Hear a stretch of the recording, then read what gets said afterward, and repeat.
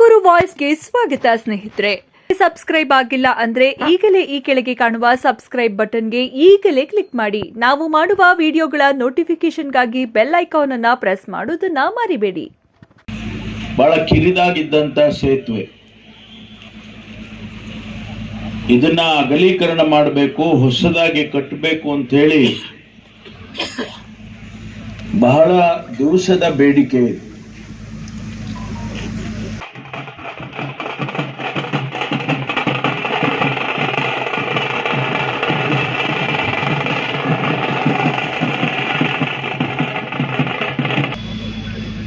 ಅದರಲ್ಲಿ ಮಹಾನಗರ ಪಾಲಿಕೆಯ ಪಾತ್ರ, ನಗರಾಭಿವೃದ್ಧಿಯ ಪ್ರಾಧಿಕಾರದ ಪಾತ್ರ ಮತ್ತು PW ಇಲಾಖೆಯವರ ಪಾತ್ರ, ಇದೆಲ್ಲವೂ ಒಟ್ಟಾಗಿ ಸೇರಿ ಸುಮಾರು 6,65,00,000 ರೂಪಾಯಿ ಖರ್ಚು ಮಾಡಿ ಇವತ್ತು ಈ ಒಂದು ಸುಂದರವಾಗಿ ಕಟ್ಟಿರ್ತಕ್ಕಂಥ ಈ ಸೇತುವೆಯನ್ನು ಉದ್ಘಾಟನೆ ಮಾಡಿದ್ದೇವೆ.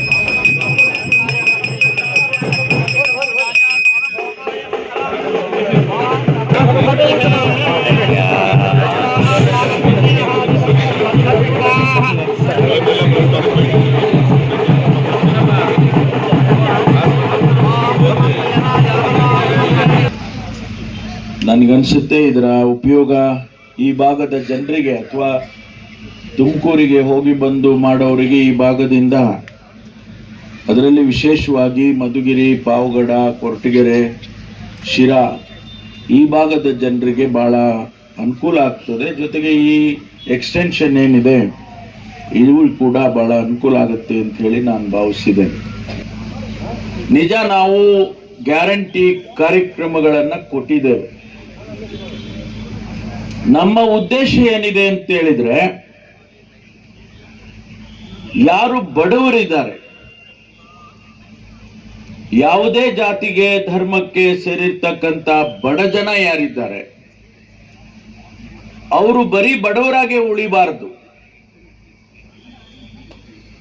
ಏನು ನಾವು ಸಾಮಾನ್ಯವಾಗಿ ಬಡತನದ ರೇಖೆಯಿಂದ ಕೆಳಗಡೆ ಇರೋರು ಅಂತ ಗುರುತಿಸ್ತೇವೆ, BPL ಬಿಲೋ ಪಾವರ್ಟಿ ಲೈನ್ ಅಂತ ಹೇಳಿ ನಾವೇನ್ ಹೇಳಿಕೊಂಡು ಆ ಬಡತನದಲ್ಲಿ ಅವರು ಇದ್ದಾರೆ,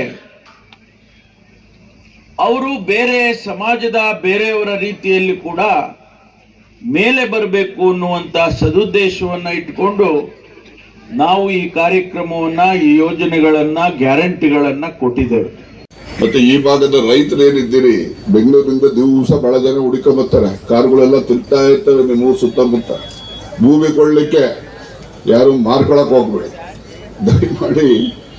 ದುಡ್ಡಿದ್ರೆ ಹೆಚ್ಚೇನಾಗಲ್ಲ, ಭೂಮಿ ಬಿದ್ದಿದ್ರೆ ಅದು ತಾನಾಗೆ ಹೆಚ್ಚು ಬೆಳೆಯುತ್ತೆ. ಅದಕ್ಕೋಸ್ಕರ ಈ ಭಾಗದ ಜನರು, ನಾನು ಮಧುಗಿರಿನಲ್ಲೂ ಕೂಡ ಹೇಳಿದ್ದೆ, ಈಗೆಲ್ಲ ಅಲ್ಲೂ ಕೂಡ ಬುದ್ಧಿವಂತರಾಗಿದ್ದಾರೆ, ಇಲ್ಲಿನೂ ಕೂಡ ಬುದ್ಧಿವಂತರಾಗಿ ಭೂಮಿಯನ್ನ ನೀವು ಪರಭಾರೆ ಮಾಡ್ತಕ್ಕಂಥದ್ದಕ್ಕೆ ಪ್ರಯತ್ನ ಮಾಡಬಾರ್ದು ರೈತರು ಅಂತೇಳಿ ನಾನು ಈ ಸಂದರ್ಭದಲ್ಲಿ ಮನವಿಯನ್ನ ಮಾಡಿ,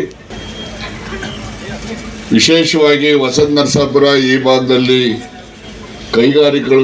ಕೈಗಾರಿಕೆಗಳು ಬಂದ ನಂತರ ಇಲ್ಲಿನ ಜನಸಂದಣಿ ಮತ್ತು ಈ ಭಾಗದ ಜನರ ಸಂಚಾರನೂ ಕೂಡ ಪಟ್ಟಣದ ಒಳಗಡೆ ಹೋಗ್ತಕ್ಕಂಥದ್ದು ಅತಿ ಹೆಚ್ಚಾಗಿ.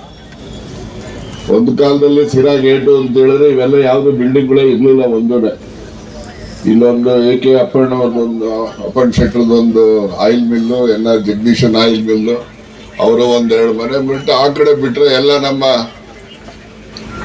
ನಾಗಣ್ಣವರು ಮತ್ತೆ ಹುಲಿನಾಯಕರು, ರೇವಣ್ಣವರು ಸಂಬಂಧಿಗಳು ಎಲ್ಲ, ಬೇರೆ ಯಾರು ಇರ್ಲಿಕ್ಕೆ ಸಾಧ್ಯ ಇಲ್ಲ. ಅಷ್ಟೇ ಇದ್ದಿದ್ದು.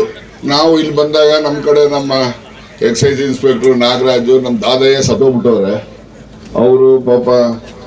ಇನ್ನೂ ನಮ್ಮ ಲಿಂಗರಾಜು ಅಂತೇಳಿ ಕೌನ್ಸಿಲರ್ ಕೂಡ ಈ ಭಾಗದಲ್ಲಿ ಇದ್ರು.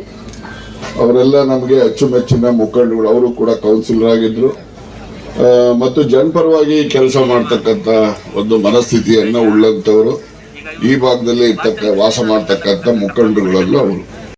ಈ ಭಾಗದ ಜನರಿಗೆ ಇವತ್ತು ಒಳ್ಳೆ ಕೆಲಸ ಆಗಿದೆ. ಇಲ್ಲಾಂದ್ರೆ ನಮಗೆ ದಿವಸ ಬೈಗಳ ಜಾಸ್ತಿ ಆಗ್ಬಿಟ್ಟಿತ್ತು ಈ ಏರಿಯಾದವರಿಂದ. ನಮಗೂ ಅಷ್ಟೇನೆ, ಪೊಲೀಸ್ನವ್ರಿಗೂ ಅಷ್ಟೇನೆ, ಇಬ್ರಿಗೂ ಸಮಸ್ಯೆ ಆಗಿತ್ತು.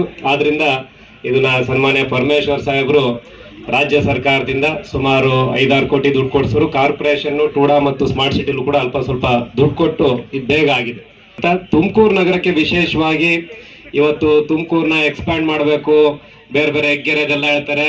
ನಮ್ಮ ಸುರೇಶ್ ಗೌಡ್ರು ಕೂಡ ಹೆಗ್ಗೆರೆ ಸೇರ್ಸ್ಕೊಂಡ್ಬಿಡಪ್ಪ ಅಂತಾರೆ. ಇಡೀ ಎಕ್ಸಿಸ್ಟಿಂಗ್ ತುಮಕೂರು 35 ವಾರ್ಡ್ ಏನಿದೆ ಇದರಲ್ಲಿ 1000 ಕಿಲೋಮೀಟರ್ಗಿನ್ನ ಜಾಸ್ತಿ ಅಳತೆ ರಸ್ತೆಗಳಿದೆ. ಅದು ನಾವು ಮುಂಚೆ ಸುಮ್ಮನೆ ಹೇಳ್ತಿದ್ದೆ, ಆದ್ರೆ ಇದು ಪಕ್ಕಾ ಇನ್ಫಾರ್ಮೇಶನ್. ಮೋರ್ ದನ್ 1000 ಕಿಲೋಮೀಟರ್ಸ್ ರಸ್ತೆ ಇದೆ ಮತ್ತು ಸುಮಾರು 700-800ಗಿನ್ನ ಹೆಚ್ಚು ಪಾರ್ಕ್ಗಳಿದಾವೆ ಮತ್ತು ಬೇರೆ ಬೇರೆ ಇರೋದು ಇನ್ಫ್ರಾಸ್ಟ್ರಕ್ಚರ್ ಬಿಟ್ಬಿಡೋಣ. ಇಷ್ಟನ್ನ ಮಾಡೋದಕ್ಕೆ ನಮಗೆ ಮೋರ್ ದನ್ 1000 to 1500 crores ಬೇಕು. ಆದ್ರಿಂದ ಇದನ್ನ ಯಾವ ರೀತಿ ಸ್ಮಾರ್ಟ್ ಸಿಟಿನಲ್ಲಿ ನಮಗೆ ಒಂದು 800 ಕೋಟಿ ಸಿಕ್ತು, ಮಿಕ್ಕಿದ 1000 ಕೋಟಿ ಲೆಕ್ಕ ಅಷ್ಟೇನೆ. ಆದ್ರೆ ಅದು ಅಡ್ಮಿನಿಸ್ಟ್ರೇಟಿವ್ ಎಕ್ಸ್ಪೆಂಡಿಚರ್, GST ಎಲ್ಲ ಹೋಗಿ ನಮ್ಗೆ 700-800 ಕೋಟಿ ಅಷ್ಟೇ ಸಿಕ್ಕಿದ್ದು. ಅದರಲ್ಲಿ ಕೆರೆ ಕಾಮಗಾರಿ, ಬಸ್ ಸ್ಟ್ಯಾಂಡ್, ಲೈಬ್ರರಿ, ಇದು ಯಾವುದೇ ವಾರ್ಡಿಗೆ ಸೀಮಿತ ಅಲ್ಲ. ವಾರ್ಡಿಗೆ ಸೀಮಿತವಾಗಿ ಸಿಕ್ಕಿರೋಂಥ ನಮ್ಗೆ ಕೇವಲ 400 ಕೋಟಿ ಅಷ್ಟೇನೆ. ಅದು ಕೇವಲ 6 ವಾರ್ಡಿಗೆ ಮಾತ್ರ ಸಿಕ್ಕಿದ್ದು. 6 ಮತ್ತು ಇನ್ನೊಂದು 7ನೇ ವಾರ್ಡ್ನಲ್ಲಿ ಏನೋ ಒಂದು ಅರ್ಧ ವಾರ್ಡಿಗೆ ಸಿಕ್ಕಿದೆ ದುಡ್ಡು. ಆದ್ರಿಂದ ಮಿಕ್ಕಿದ ಒಂದು ವಾರ್ಡ್ಗಳಿಗೆ ಯಾವ ರೀತಿ ಅನುಕೂಲ ಮಾಡ್ತೀರಾ? ತುಮಕೂರು ಇದು ಹಳೆ ಲಾರಿ ರಿಪೇರಿ ಮಾಡ್ದಂಗೆ ಇಲ್ಲಿನ್ನೂ ನಮಗೆ UGD ಮತ್ತು ವಾಟರ್ ಸಪ್ಲೈ, ಡ್ರಿಂಕಿಂಗ್ ವಾಟರ್ ಸಪ್ಲೈಗೆ ಕೂಡ ಸುಮಾರು 100 ಕೋಟಿಗಿನ್ನ ಹೆಚ್ಚಿಗೆ ದುಡ್ಡು ಬೇಕು. ಆದ್ರಿಂದ ಸನ್ಮಾನ್ಯ ಪರಮೇಶ್ವರ್ ಸಾಹೇಬ್ರಿಗೆ ಒಂದು ಮೀಟಿಂಗ್ ತಗೊಂಡು ಇದರಲ್ಲಿರುವಂತ, ಯಾಕಂದ್ರೆ 2011-12ಕ್ಕೆ ಸದಾನಂದ ಗೌಡ್ರಿದ್ದಾಗ UGD ಸೆಕೆಂಡ್ ಫೇಸ್ ಕೊಟ್ಟಿದ್ದು. ಇನ್ನೂ ನಮಗೆ 54 ಬಾಟಲ್ ನೆಕ್ ಇದೆ, ಇಲ್ಲಿ ಬ್ಲಾಕ್ ಸ್ಪಾಟ್ಸ್ ಇದೆ ಮತ್ತು ಡ್ರಿಂಕಿಂಗ್ ವಾಟರ್ನು ಕೂಡ ಇನ್ನೂ ಒಂದು 15-16 ಓವರ್ ಹೆಡ್ ಟ್ಯಾಂಕ್ ಬೇಕು. ಅದರಿಂದ ಇದಕ್ಕೆ ಸಂಬಂಧಪಟ್ಟಂಗೆ ಒಂದು ಸಪರೇಟ್ ಮೀಟಿಂಗ್ ತಗೊಂಡ್ರೆ ಏನೊಂದು ಮಹಾತ್ಮ ಗಾಂಧಿ ನಗರ ವಿಕಾಸ ಯೋಜನೆಯಲ್ಲಿ ಸನ್ಮಾನ್ಯ ಈ ಸರ್ಕಾರದಲ್ಲಿ ಭೈರತಿ ಸುರೇಶ್ ಅವರು 150 ಕೋಟಿ ಕೊಡ್ತೀವಿ ಅಂತ ಏನ್ ಹೇಳಿದ್ದಾರೆ, ಅದ್ರ ಜೊತೆಗೆ ನಮ್ UGD plus water supply, drinking water supply stabilise ಮಾಡೋಕ್ಕೆ 100-150 ಕೋಟಿ ರೂಪಾಯಿ ಬೇಕಾಗ್ತದೆ. ಆದ್ರಿಂದ ಅದಕ್ಕೆ ಹೆಚ್ಚಿನ ಒತ್ತನ ಮಾನ್ಯ ಸಚಿವರು ಪರಮೇಶ್ವರ್ ಸಾಹೇಬರು ಕೊಡಬೇಕು ಅಂತ ಹೇಳ್ತಾ